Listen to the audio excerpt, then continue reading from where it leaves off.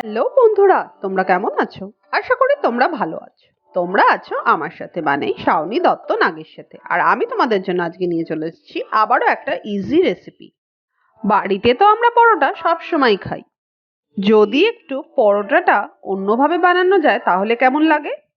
তাই আমি তোমাদের জন্য আজকে বানিয়ে নিয়েছি হচ্ছে দহি পরোটা, মানে দই দিয়ে বানিয়ে নেবো পরোটা। তাহলে চলো চট করে রেসিপিতে ফিরে যাওয়া যাক।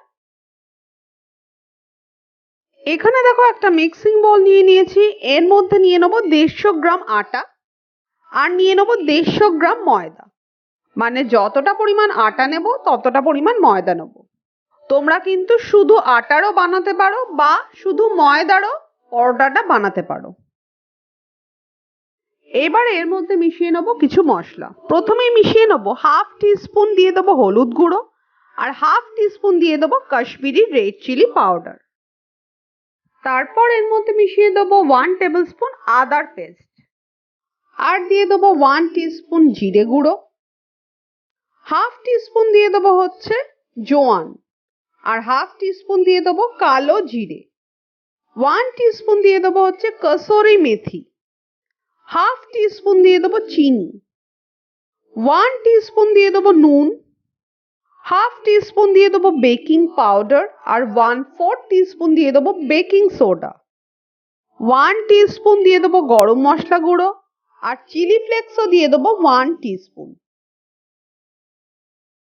এবার একটা স্পুনের সাহায্যে ভালো করে সবকিছু আগে মিশিয়ে নেব। তারপর এর মধ্যে মিশিয়ে নেব 3 টেবিল স্পুন সাদা তেল আর হ্যান্ডফুল দিয়ে দেবো ফাইনলি চপড করে কাটা ধনে পাতা। এগুলোকেও ভালো করে মিশিয়ে নেব। সবকিছু মেশানো হয়ে গেছে। এবার দই দিয়ে আস্তে আস্তে ডো রেডি করে নেব। এখানে আমার 150 প্লাস 150 গ্রাম আটা ময়দার জন্য আমার এখানে 300 ml দই লাগলো। কোনো জলের ইউজ করব না, দই দিয়েই কিন্তু পুরোটা মাখবো।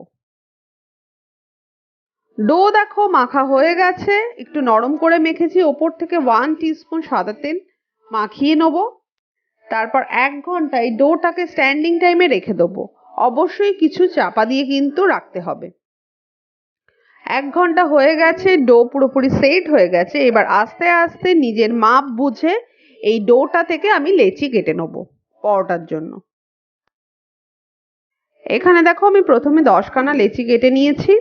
এবার আস্তে আস্তে লেচিগুলোকে ভালো করে গোল করে নেবো। তারপর ময়দাতে ডিপ করে পরোটাগুলো বেলে নেব। প্রথমে একটা সার্কেল করে নেব।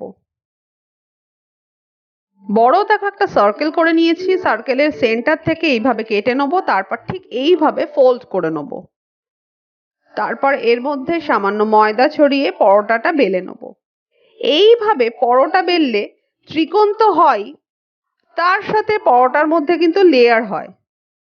অবশ্যই আমার এই প্রসেসটা তোমরা ট্রাই করতে পারো ত্রিকোণ পরোটার ক্ষেত্রে। একটা পরোটা রেডি হয়ে গেছে, আরেকটা পরোটাও আমি এইভাবে তোমাদের করে দেখাচ্ছি। সেম ভাবে লেচির মধ্যে একটু ময়দা দিয়ে দিলাম। তারপর বড় রুটির আকারে বেলে নেব। তারপর সেন্টার থেকে এইভাবে কেটে নেব। কেটে নিয়ে এইভাবে ফোল্ড করে ত্রিকোণ পরোটা রেডি করে নেব।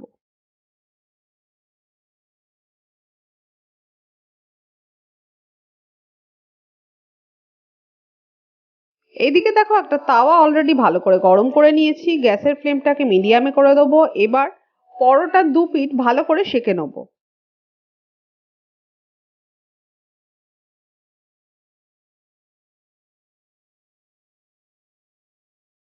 পরোটার 2 পিঠ দেখো ভালো করে সেঁকে নিয়েছি। এবার সামান্য সাদা তেল দিয়ে পরোটাগুলোকে ভেজে নেব। অতিরিক্ত তেল কিন্তু ইউজ করার দরকার নেই এই দই পরোটা ভাজার সময়। পরোটা দেখো 2 পিঠ লাল করে ভেজে নিয়েছি। একদমই কম তেলে কিন্তু ভেজেছি। এবার বাকিগুলো ঠিক এইভাবেই লাল করে ভেজে নেব। আর এই পরোটাগুলো ভাজার সময় অবশ্যই গ্যাসের ফ্লেমটাকে মিডিয়ামে রেখেই ভাজতে হবে।